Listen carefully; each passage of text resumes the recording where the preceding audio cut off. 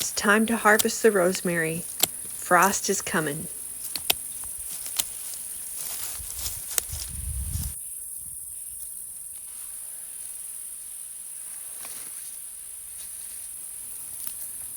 Harvesting seeds connects me to this plant, and I'm grateful for so much abundance that I can share with friends and family.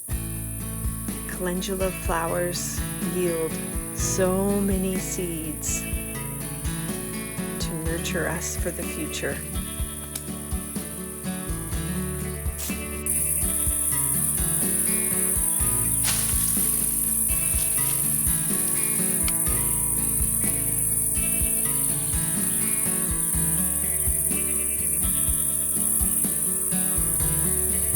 I got a really good harvest of broadleaf sage, so I'm going to hang it up to dry and let this rosemary dry in the sun.